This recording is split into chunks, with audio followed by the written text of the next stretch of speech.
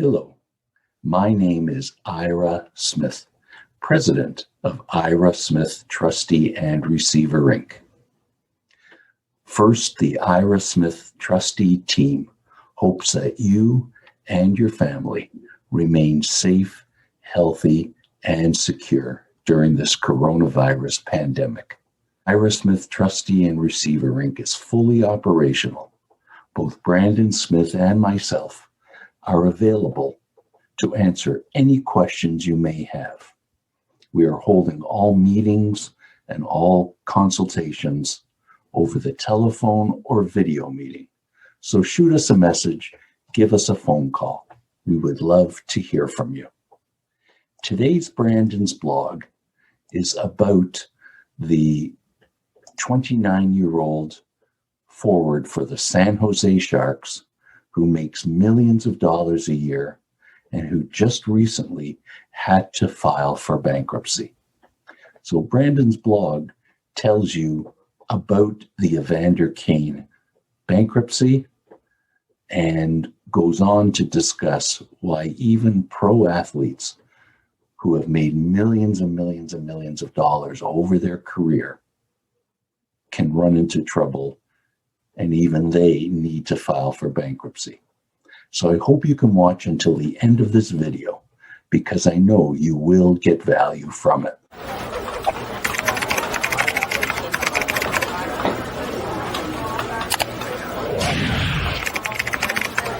Evander Kane is a 29-year-old NHL forward with the San Jose Sharks who makes megabucks. But on January 9, 2021, he had to file Chapter 7 bankruptcy in the U.S. Federal Bankruptcy Court for the Northern District of California.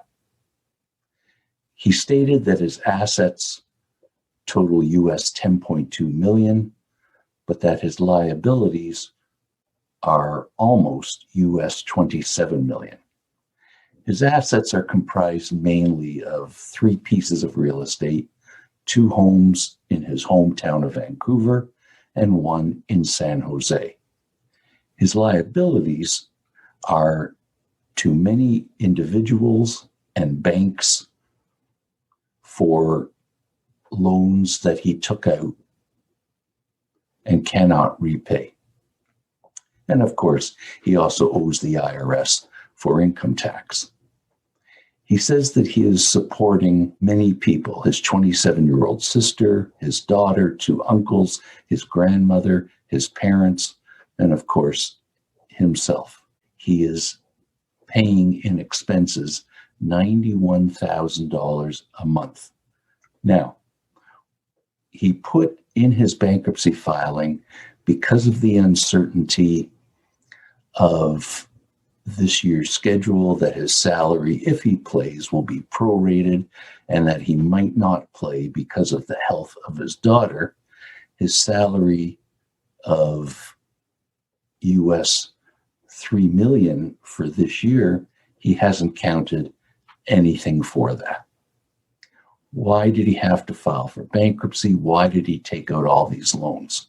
There aren't enough assets to answer where all the money went. But we do know that he has gambling losses, and I presume the rest of his money was and continues to be spent on what we'll call lifestyle issues.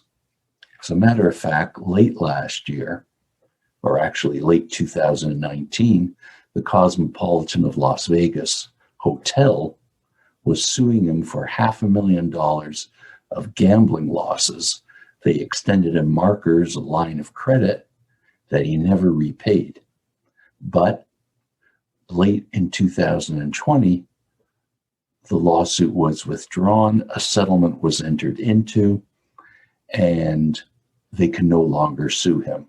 So obviously, a settlement where money changed hands placed for his gambling losses.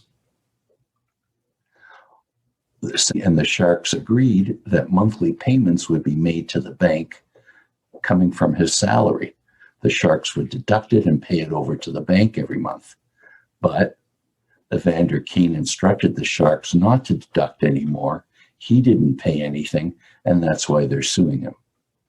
On a more serious note, in Buffalo, New York, he's being sued civilly by a woman named Rachel Cooke, and she claims that he allegedly battered her, creating physical injury as well as emotional trauma. So for all those reasons, Evander Kane filed Chapter 7 bankruptcy. Chapter 7 bankruptcy is very similar to personal bankruptcy in Canada, and Brandon has written down below what some of those similarities are. He's not the first pro athlete. He's not the last one that's going to have to file for bankruptcy. Brandon previously wrote about other athletes, such as Evander Holyfield, with all the money he made, had to file bankruptcy.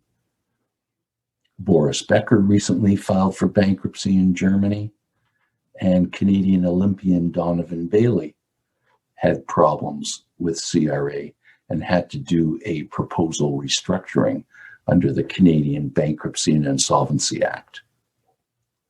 Brandon also put down below Charles Barkley was once interviewed and asked why former pro athletes who are now retired, why so many of them go broke. And down below is listed the reasons that Charles Barkley stated. Overspending, of course.